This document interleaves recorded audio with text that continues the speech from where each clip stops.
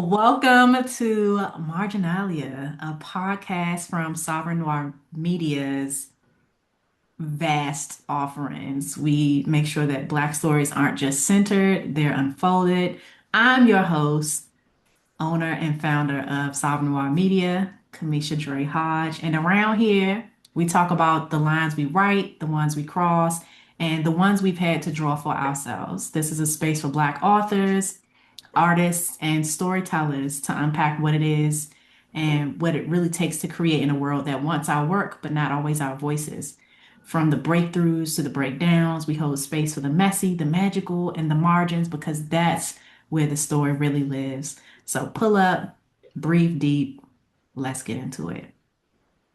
Today, we have a really special guest, and I'm really excited to introduce the one and only author, educator, speaker, entrepreneur, Miss Yolonda D. Coleman.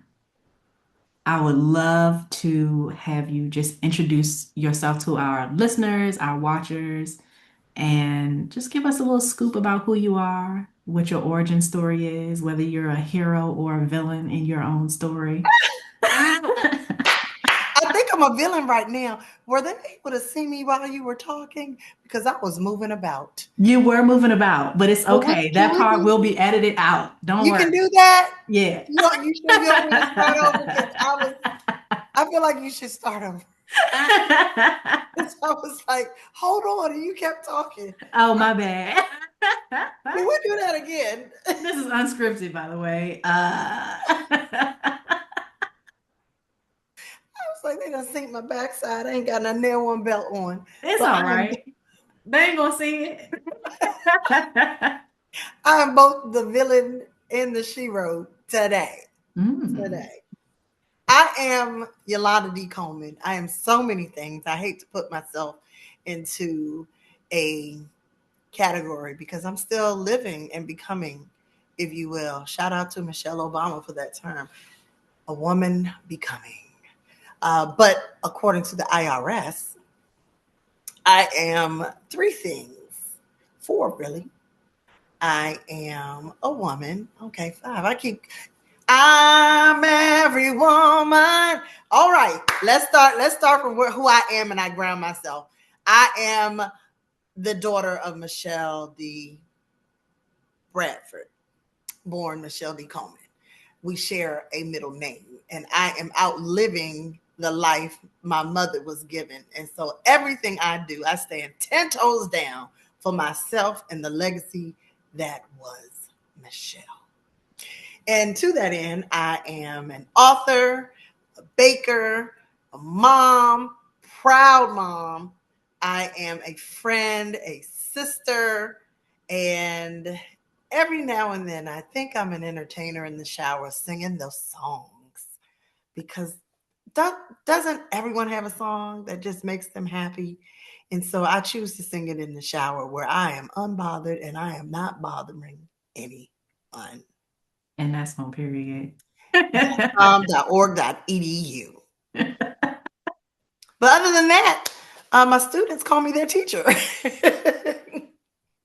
I'd like to say I'm an educator because teaching is one who teaches, but I'm always here for a good lesson to educate you for life. Absolutely. And I think one of the best lessons that I've learned from you as one of your former and current students is the importance of reading outside the lines, reading between the lines, and writing in the margins. And with that being said, when did you first start writing in the margins, literally or metaphorically? I can remember as far back as first grade. What a story to tell. Miss Martin, Turner Elementary School, asked us to write our experience at the zoo. And for those of you who don't know, this elephant is not arbitrary, but the cover of my first book was an elephant at the zoo. I enjoyed seeing the elephants. And do you know Miss Martin saved that book and gave it to me as an adult? And it's almost like it was a sign. I was in Mm. college when I was able to get that book, my very first book, like ever. It was in first grade, right? And I clearly remember writing poetry in Miss Jermaine Armstrong's class in seventh grade, whom I love, love, love. Fell in love with words and all things words in middle school, having had her in seventh and eighth grade. And then I just continued to develop in high school. Monsieur Warren, rest in peace, before his class started, I would arrive early so I could write these wonderful short stories in French class, but in English. But that was my treat to myself that, I had to get ready for the day by writing. And, it just continued to morph from high school to college, being able to meet Dr. Maya Angelou, my junior year. It was my junior year of college. Or was it my senior? It could have been. It was my senior year of college. I entered a contest to be one of the chosen to meet her, and she was being honored for a stamp in Ghana. And I stayed up all night trying to finish my rough draft for my senior thesis at Hampton University. And I did not go to bed because I was going to meet the good doctor. And I was inspired to do more because how often do we get to meet the people who inspire us to do the things that we do? Mm-hmm. And Mm-hmm. I did it on behalf of my friend Mark Jennings at that time because I believe he was back home in DC, but we had separated lives, if you will. We were high school buddies. And I was like, Mark would appreciate this. So then we fast forward to Mark when we're well into our adulthood. And by well into, I mean like early 20s, because you know everything then, right? And Mark comes up to my job and puts on the table, boom, his published printed book. And I Wow. said, Mark, give me 7 days, and I too will have a published book. I'm going to stop beating around because you did it. I can do it too. And honey, 7 days later, because what they say, if you're in the spiritual realm, the world was created in 7 days. And Mm-hmm. I just, at that point, I just decided I'm a writer, period. Love that. Forever and a day. It is who I am at my core. I'm writing when I'm talking. I'm writing when I'm resting. I'm constantly writing, and it is what is uh, creating a new masterpiece of who I'm becoming. Mm. And I change and grow and develop with every new word that I write. And I Mm. realize who I am and whose I am. And then I get to share my characters with the world. I love that. I love the idea of your evolution from first grade to TBD because you're still alive and you're still writing. Amen. And so I'm curious about how your relationship with storytelling has changed as your life has changed. I'm going to do my best to answer that. I feel, I'm not even going to say feel because that's subjective. What I know for sure is that anyone who pours into your life without knowing your life is the liar, Mm. and you become the truth sayer because you answer to what you know. And so it's wonderful for people to pour into your work and you take it as a suggestion, but you give truth to those suggestions when you decide, period, that's on the ink now. Um,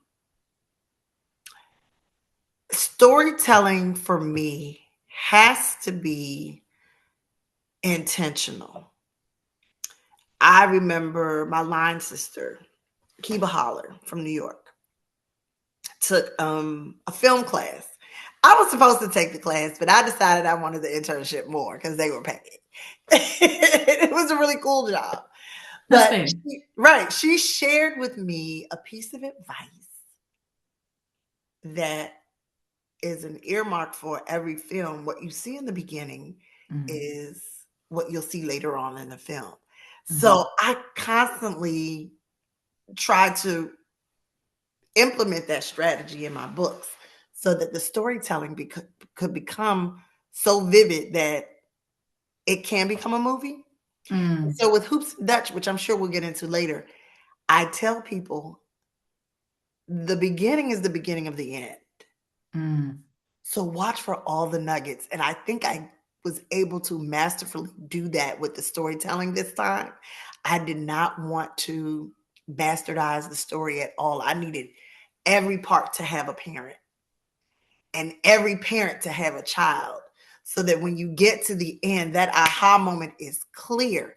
So it mm. took me 26 people and I don't know how many reads to make sure I did that with the story because I felt the audience deserved not just a good story, but characters who developed from the beginning to the end. And they fall in love with these people. Scott Haskins, my writing mentor, oh, he always makes me work so hard, but he often reminds me to not, he often reminds me to be great. And he'll say, "Are you afraid of being great?" Oh, that gets under my skin. I'm like, but I like it. It could be better, right? Mhm, mhm, This time around, he said, "Why should people care about your characters?" And the way that he said it, I know mm, that he cares about the work that I put out, but he put it out as if um, he was someone who wasn't familiar with me, and that got my wheels turning. Like, why mm, should we care about these characters? What's the rush? Hmm. And so again, somebody else's suggestion is mhm. a lie until you make it a truth. And so we get offended sometimes by what we don't see but others can, and then you kind of stand in the center of all of that information and you make it a truth for you. And the Yeah, same goes true with my storytelling techniques, and I try to impart um, the same kind of wisdom with my students who are really gifted. It's not everybody can understand. yeah. You can do better. We can all do better. And I don't take for granted that I have several books under my publishing company, but I know that the work that I'm producing in the present has to be better than the work that I produced in the past. I don't want to be a stale writer. And I took some risks because storytelling should evolve. And Yeah. again, what separates me from everybody else who has written a book? And I have to stand on that and create stories that are compelling, that are real, that are relatable, that stick to your ribs like grits and butter and toast with jelly Mm.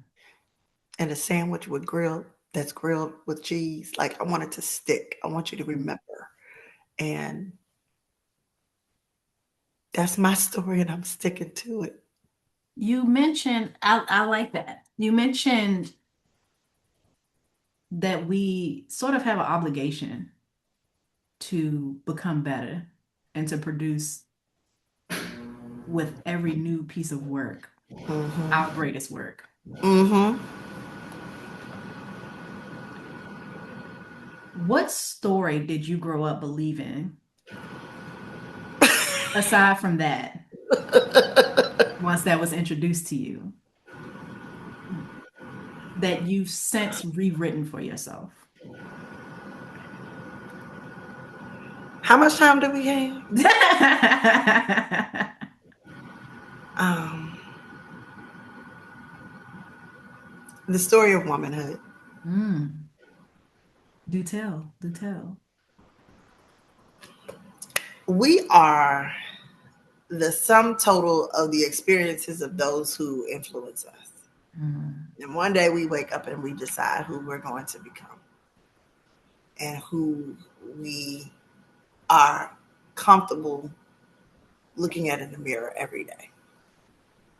I really like this version of me now. And I know in the past, you and I have talked about voices being silent, but I'm reminded of something that my uncle shared with me. Everybody's not ready to hear the truth. or your truth. Mm. And only few will understand if they've been on that path and they've been on that journey. But I love the idea of merging all of those lives that were influencing me, and I could look at them as notes like you do when you're writing an essay. You have a little bit here, you have a little bit there. But then there's the prompt. So the prompt is, who are you? Mm. And you juggle all of these things. And like I mentioned, I'm a lot of things. I'm somebody different to my son than I am to my dad, than I am to you. But who am I? I feel like I'm about to burst into a, a rap song. Who am I? Who Petey pie, mother. who I am is not nearly as important as um, who I sit in. Mm. I have probably been the most clear in my life when I started erasing concepts and constructs Mm. of womanhood. I have learned to feel. I am a feeler without apology. I am able to be firm without apology. I'm able to be feminine without apology. And I am able to just exist in places where I don't mind being invisible. I Mm. don't have to be seen all the time. Mm. I don't have to make my strength known because at the end of the day, I want to come home to a peaceful atmosphere where joy exists, love resides, and that I can share that with my son. I want Mm. him to be happy with himself.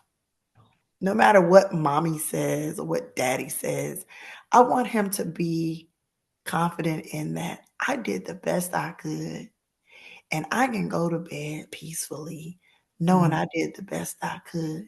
And if I didn't, God willing, and the creek don't rise, I could try again tomorrow. And Yep. I had to unlearn a lot of things to even be a better mother to him. That Mm. this is what you're supposed to do as a mom. All the anxiety that comes along with what you're supposed to do. Mm-hmm.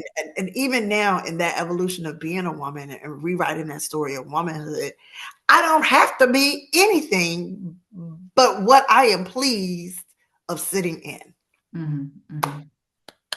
If I'm comfortable sitting in me and I'm not bothering anyone, let me exist in that form.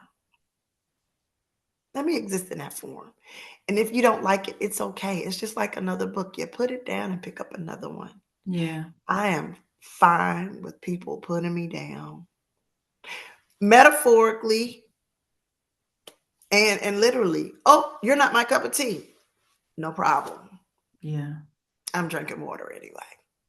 So I think that's important. I think that that's something that there's not enough fruitful conversation about. Womanhood is not one size fit all. it's not. And it's it's very interesting that there has been in recent years a lot of conversation about what is womanhood, anatomy aside. You know what I mean? Right. What is the essence of womanhood? What does that mean? We actually have a it's all the way over there, but we had a anthology, Hmm. and it's called Ink of Ebony, The Essence of Black Womanhood. And it spans so many different topics, such as what grief looks like as a Black Mm. woman, what We could be interracial here all day. relationships look like as a Black woman, what does Christianity look like as a Black woman. And even within those sub topics, those sub conversations about Black womanhood in those in certain spaces and certain um, emotions, the emotional, you know, depth of what that means. Girl, bondage. I'ma say it. I don't want to be in bondage anymore. And That's and fair. honestly, living inside of those social constructs is bondage. It It's is. not freedom. It's It like, is. oh, like I want to look like McDonald's today. So what? And there's liberation in what Mm, you're saying. It is a very specific type of oppression in adhering to what society deems these strict narratives of womanhood is.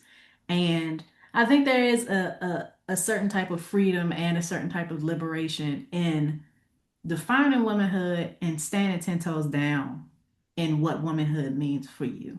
exactly.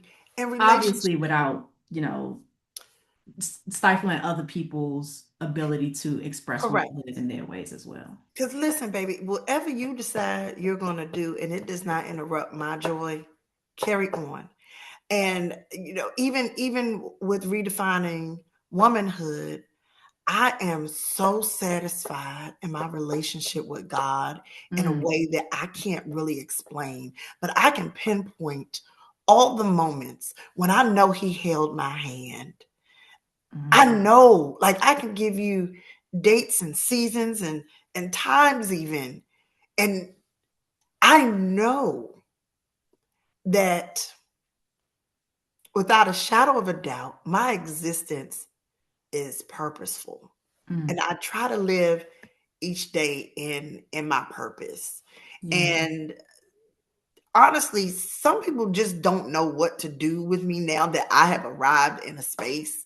And besides the fact that menopause has kicked my butt and I wasn't able to cry, shout out to Dr. Stitt. Um, for all her gone to see Dr. Stitt if you're in such a way. But my inability to cry Mm, was a blessing and a curse. Because again, I was able to feel, but I wasn't able to emote in a mm. way that was visible. And Yeah. so you wouldn't know what I was thinking because I'm just going to stare at you and say, can I get back to you later? Because it wasn't for me to go home and cry. It was for me to figure out, well, I can't cry. So let me think through this process. And, Mm. and thinking through the process might take me 2 weeks. Chat GPT says, Chat GPT says, you are a dangerous woman. Mm. And I was like, oh, do tell. There's not a carrot that anyone can dangle in front of me at this moment in my life that would force me to make a decision. Mm. Because I'd say that February 18th, 2024 was the day I became the ultimate woman. Having seen so many things, success, loss, dealing with grief, um, and not being able to get pregnant, to getting pregnant. Mm. Um, I'm not even getting married, to being divorced, to being single in this weird world that I don't even know what's going on out here. I'm like, y'all leave me alone. Neither do I. Listen, I love my men. I love my men, but I know that relationships are different now. Dealing with that, and so there's like even career wise, I've been teaching for 25, it'll be 26 years now, and I feel like I've seen a lot. I'm not gonna say I've seen it all, but I've seen a lot. And so even just trying to navigate that, but I'm not excited about, oh, you can make X amount of dollars, Mm. which used to be the thing when you were younger because you're climbing a ladder, but we discussed today even in class, like, what does rich look like Yeah. to you and you and you? Because if you have $1 million and somebody is walking, somebody is on a respirator in the hospital, they would trade your life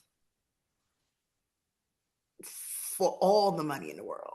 Like Mm. it wouldn't be rich wouldn't be money at that point. It would be health. You know what I Yeah. mean? So, Yeah. what is it that I value now? And it's nothing that can be dangled in front of me. It's peace and joy, and knowing that I'm raising or rearing a young man who, when I'm gone, he's going to have children of his own. And I'm praying that he imparts wisdom that is truthful for them. Mm. Like, I can't stand the fact that all of these children are gaming all the time. But I sat back and said, play for these children now looks different than it did for us. We didn't have that same level of technology. So me trying to press him to play Monopoly on the board game to keep his attention span, I'm going to get a good 15 minutes. A good 15 minutes. So what do? Go to the people who play Monopoly. Yeah. Because they're going to play with me for extended amounts of time. For him, it's, mommy, watch me play. And I'm like, watch you play? But that's what they do. They watch people play. Yeah. And then they play. And I said, that's his truth. So I stopped fighting the system. Very meta.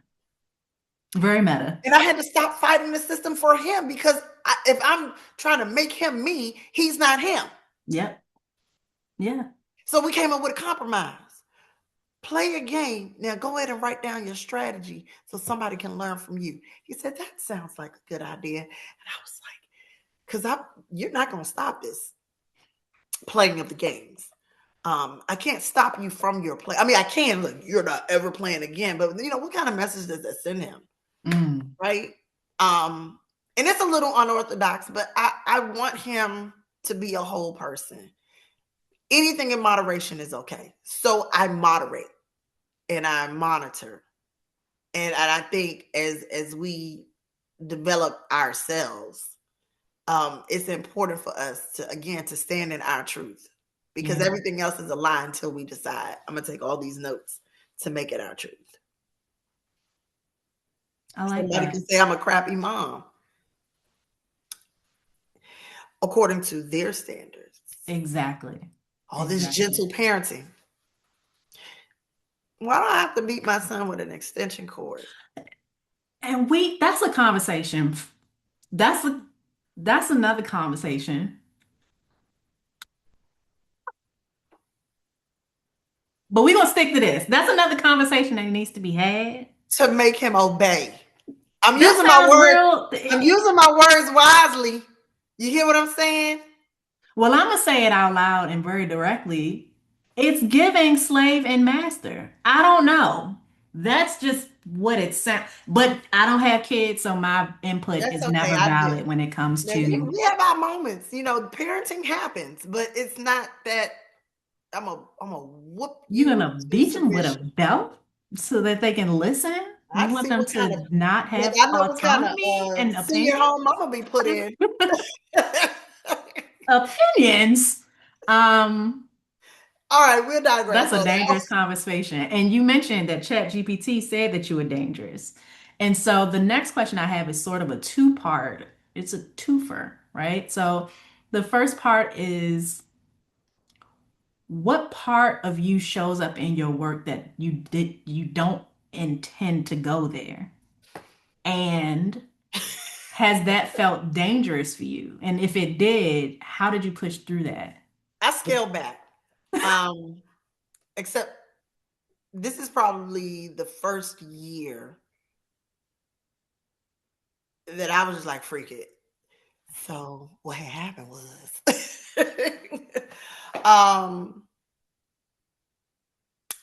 I have several names in which people know me by.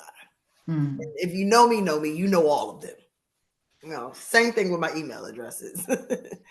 And I try to be because I got a lot of those. I try to be as professional as possible because I know that students are watching, right? But don't get on the curriculum where narrative writing is involved. I black out. I black out. And I said, listen, children, this is Yolonda talking. I'm going to set you up at the beginning. This is my wheelhouse. This is what I do. And I promise if you listen to me from this part of the curriculum until it's over, you are going to be an author yourself. I said, now this is what I do. That is Yolonda. That's Auntie talking now. I said, now you stay with me. You're going to be just fine. Stick with me. And I black out. And I'm like, oh, I don't, did I say something? And I hope I didn't say anything inappropriate to the children. But, I love it when we get into storytelling. And then I like AI. And so I know I had to be careful with the children in that. But I can get down that rabbit hole. And last year I did.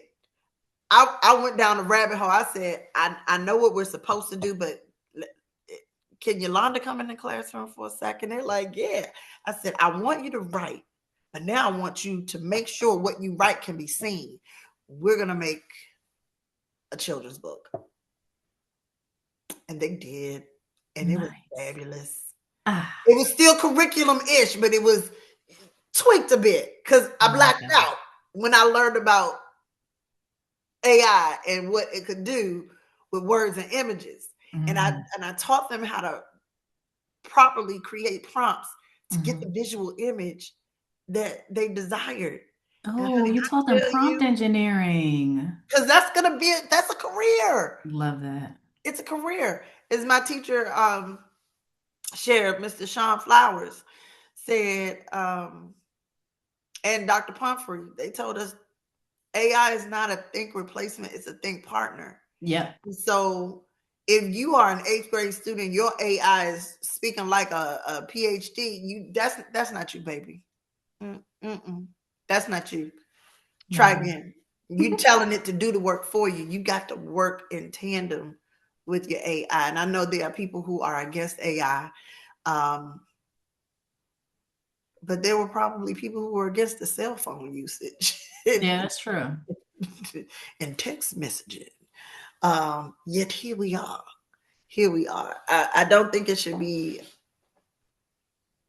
done away with per se, but we can use it to our advantage. And they were able to do great work when it came time to produce. So I show up when that narrative writing piece comes. And I remain closeted, if you will, when it's time. Because sometimes you don't need to show your whole hand or reveal all your chess moves. But this year, I just said, I have nothing to lose. I'm almost 50. Either you're going to like what you see or you're not going to like what you see. But either way, I'm going to be me because this is what feels good and right for me. And so if you decide to follow me on social media, there you go. Scroll at your own risk. Because can you share your social media handles verbally? We'll put links in I will caption. certainly share that you can follow me on the Instagrams. I always like to put the A in the TikToks. Instagram is Coffee Dreams with a Z 38. And the TikToks is CCDMV, stands for the Cookie Cartel DMV. Because remember, I told you I bake. But right now, we are focused on the storytelling aspects. And I have nice little AI movie clips to go along with Hoops and Dutch. That's true. And so I think the world is starting to see who I've become and while I'm becoming, they're watching it in real time. I love that. Just in case you just popped in and you just now listening, welcome to Marginalia, the podcast where Black storytelling lives beyond the page. I'm your host, Kamisha Jure Hodge, founder and owner of Noire Media. And today we're joined by the one, the only author, Yolonda D. Coleman. We're running low on time, but I did have a few more questions that I wanted to ask. Yes. Much like my books on my library, I'm noticing quite a few that are facing us. Can you give us a visual timeline of the publications that you've either published yourself, were published in, or helped bring to life through publishing? Certainly. So now I get to be in my soft girl era. I'm ultimately working towards that. Soft Life is on Amazon Music and YouTube. Listen to the words of the Soft Life. It's a country little ditty, not Sean Combs. Okay, so let's start from the beginning. In 10th grade, I was first published in a book called Voices from the Future. Children speak out about violence in America. I don't like violence. I was a child. And in this anthology of stories and essays, I was the one who opened the book after the preface. I Nice. was 15 years old. So I went down a rabbit hole after that. I was like, what? And the story behind that is it was recognized by um, this conference of all the governors of the United States, right? Mm. And at the time, I was invited to speak at that forum, but I was busy on Teen Summit recording or filming a package at my house. And so I could not be there.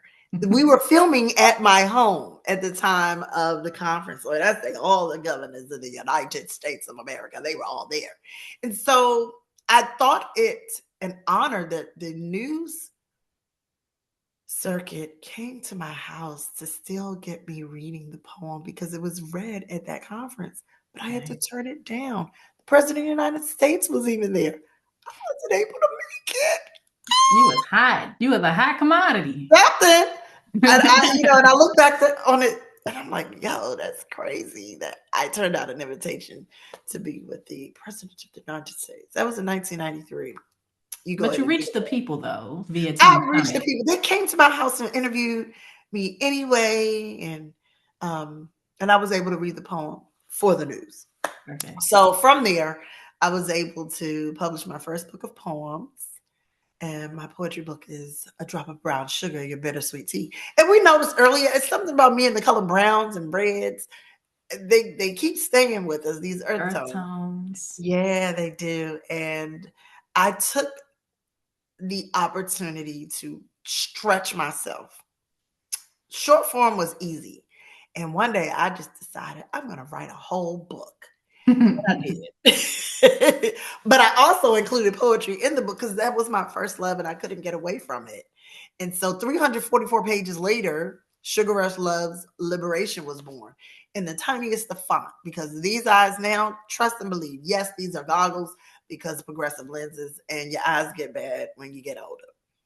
And even with that 344 pages, as Scott Haskins says, are you afraid of being great? I left the cliffhanger. So then I had to do Sugar Rush Love's Elevation, and I introduced a character in there called Caramel. So I Mhm. closed out Dolly and Gerald. You remember them. Yeah. I introduced Caramel, who had a spinoff from the very first book of poetry, Caramel Sunday. That was a poem. I introduced Caramel as a character, and she Wow. had her own book. So those of you who have been reading me for a while, you get to You have see your own universe. I got my own universe. That's the song I'm gonna sing in the shower. I got my own universe. Come and spin with me. So Caramel had her own book. She's still on the hospital floor at the end of that book. But we see her.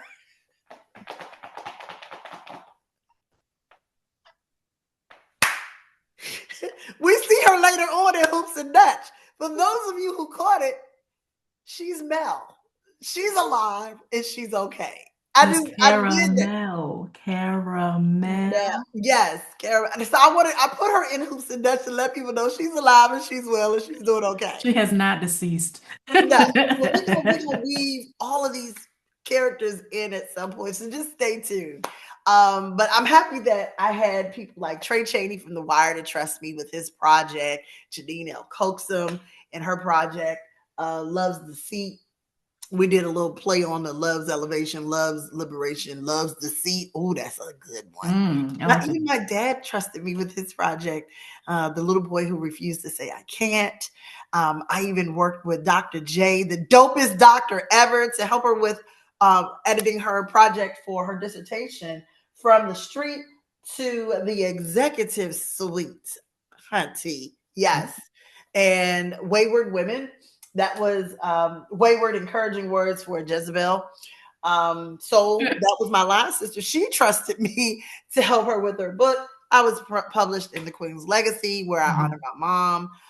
Swimming with the Dolphins was that short story. Let's see, did I miss anything? No, I didn't. I think I had a little bit something to do with your books too, didn't I?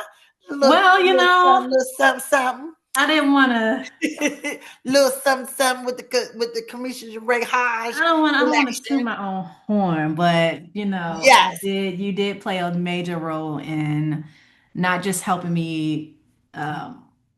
and inspiring me to publish my first book back when I was in college. I But remember. um, also creating a publishing company with my friend Charles. Shout out to Charles. It was I Two Kings, One Queen publishing company, and The beginning. it's been dissolved, but it was a great experience, and even following up with the origins of Sovereign Noire Media. We started as Sovereign Noire Publications, and we've expanded because of the desire for us to build upon different types of storytelling. So we don't want to just publish books, we don't want to just publish magazines, but we want to create opportunities for films. We want to create opportunities for screenplays. We want to create opportunities for things like this, like podcasts, simple conversations where we're talking about not just the stories, but talk about storytelling, talking Mhm. about narrative, talking about what sits in the in between, what sits outside of the Mm. I margins. like that. It sits in Oh, the thank you. I just came up with that. Yes, I like that. There's so many things, and for some people, they're like, you're always doing something. I'm not quite sure how to sit down somewhere Mm, when it comes to this creative process. I have a writing partner who is phenomenal. Y'all, like I can't give you everything. Y'all just wait. Y'all just wait. Y'all sit down somewhere and just wait. yeah. Greenhouse Media, who has made a major investment in me over the years. Shout out to my big brother Ryan. Um, there's just so many projects that I've been a part of. No matter how small the process, it has helped me with my process of becoming better. Um, Even just reaching out, I want to thank those, because there were times when people didn't want to help me. Mm, I'm going to say that there were times when people didn't want to help me, and I'm thankful for the Kia Dupree's in life, and she's just an amazing award-winning writer. And I've taken trips to Philadelphia to learn how to even perfect my craft and learning how to become a bestseller, because Sugar Rush Love's Elevation became a bestseller, yeah. and it got as high as number 9 out of 100 books in its category. Wow. And honey, that was, I remember being at work looking at the numbers, just Just, well, actually, yeah, yes, they were shooting up. They were shooting. I was like, oh my gosh, this is really happening. But I yeah. I made that investment by going to the people who had that knowledge, and I paid for it. It Yeah. cost me $80 That's not bad at all. at all to learn how to be. And I think maybe another seminar I might have paid $100, but it was invaluable information. Yeah. And I essentially just give that information away for free, so others can experience that as well. Best-selling status on Amazon, and it's not as difficult as you think, but it does require time and effort. And it's just, this journey has been a joy.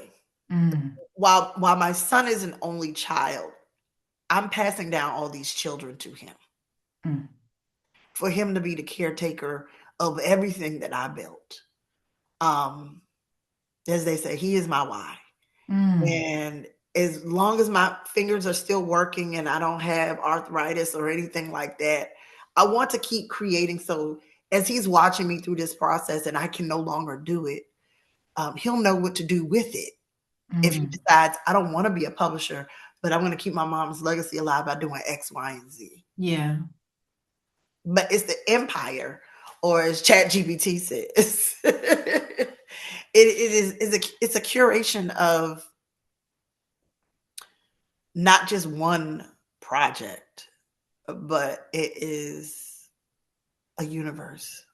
Yeah, it is a universe that, if someone says that you're no longer as strong of a teacher as you used to be, because I'm going to get older. I'm not going to be as sharp with these new children. Like, I recognize that. And being in the classroom, my ability to reach a new generation might wane. It might. Mm. Yeah. Rather, it's inevitable, because I've seen people who've been in education for years at a time, and I might not feel like going to any more professional developments because I don't want to be professionally developed anymore. I might not. I mean, I don't know what the future holds, Right. but I know that being a writer is every bit a part of my DNA. That has not dissipated. Like, Mm. if I have to spend $250 to learn how to be better, I know I want to do that. Yeah. I know that I want to do that. But and it's not so much about control as it is that it feeds me. It Mm. feeds me. You know, I might not be able to be the best baker anymore because my legs decided they don't want to stand in front of the counter and the oven anymore. It's not that I can't do it, but my knees might say, honey, My that's knees ain't what they used to be. my knees ain't what they used to be, baby. They're not what they used to be. And I'm gonna have to sit down. So whatever it is that I decide to do, I can't not write. Mm. I worked as a secretary. I'm gonna call him a secretary. I was a secretary. And everybody was gone on vacation, but I was still behind. And you know what I just decided I was gonna do since I had the time? I'm gonna start a newsletter. Very on brand. Nobody's here and I'm bored. I want to start a newsletter. Let me interview you. You in the newsletter. That was on like clip art. With the squiggly. Oh, girl. Yeah, With I the got rainbow water. fonts. I was cutting things out and pasting it on there myself. Shoot, when I Not the first green went marble, not the green marble text. on, baby, and even with my sorority, I was tasked with being a journalist. I was like, say less, Mm. clip art. Well, that is very poetic. That's how we met. I walked into your journalism class And I and fell in love. I was like, this is what teaching should be with this one right here. This one that's right the here. story and we sticking to No, it. nothing inappropriate for anybody. So she's Yeah, telling yeah, me no, no, no, no, no, no, that's no. it's There's always no, that no, one student no. that I'm It good. was How sound completely bites work. appropriate, I a completely never appropriate teacher, mentor, mentee, no, student. this is Very, very, the very, child I very didn't in birth. the margins. Very in the margins. The child I didn't birth. What you mean? We gonna make sure you get it. Well, make sure you get it because you're going far. Because one day I'm gonna work with you and for you. Anyway, Listen, yes. And yes, you know I we tell your worked story together to every year. create this wonderful, beautiful work of art, 222 pages. It's available at Coffee Dreams with a Z, Inc. with a K.com. Boop, boop, boop. And it's also available on Amazon. And if you already have it, leave a review. If you Please, don't already have it, buy it. There's no There's no nice way to say it. It it's my also turn. has a really cool soundtrack that I love. I put it on rotation. It's on YouTube. It's on, you can scan the code there. It's on YouTube. Listen to it on Spotify, Apple Music. It's everywhere. And we got some more goodies in the works. I don't want to share too much. I know it's so much going on, so I can live that soft life. Look, I can't wait. But just know an exclusive limited edition vinyl is in the works. Ta-da! Ooh, wouldn't it be cool if it's played in the clubs and somebody is like Ooh, dude from the I would like Hampton a. Roads Project? We need a Euro dubstep mix. Ooh, some of That's the how you get it pages. in the club. A Euro dubstep mix. You know, my son walks around the house singing my songs. It's the cutest thing. It's so adorable. Record it. I will when I get some more memory on the phone. True, true, true, true, It true. was like, cannot out of memory pay. Nope, I'm gonna just go on and delete some things. Dang. But no, I really listen. I can't wait. So I'm like, darling, are we going on the yacht today? Like, I'm ready for the soft life. I'm ready for the soft life too. And the best way to support the living artists is by supporting their work through purchases. If you're interested in bulk orders, email coffeedreamsinc with a K at gmail.com or coffeedreams38 at gmail.com. With that being said, That's AOL, but we oh, don't that's use. AOL, my bad. We don't even know the password We don't know the password to that. So anymore. I just told email coffeedreamsinc at gmail.com or that's you can contact hello at Sovereign Noir. and we can get you to who you need to get to. And I'll answer you if you DM me appropriately on IG. Don't send weird things. Please don't. Be appropriate. And some folks are doing that these days. I'm like, Yeah, what? that's You yeah. That's got a lot of the letters life and we're numbers in in. your name, ma'am, And it's sir. also AI, so shout out I to don't want to see AI. it. Um, that being said, that's it for this episode of Marginalia, where we don't just highlight the story, we honor the footnotes, the fragments, and the truth between the lines. If something stayed with you, take it with you, share it, save it, speak on it. If it didn't resonate with you, that's fine. Give it a thumbs up anyway. And remember, your voice belongs on the page. Your story ain't too much. Your margins matter. Until next time, keep writing. But more than that, in the words of Yolonda D. Coleman, who also referenced Michelle Obama, keep it coming.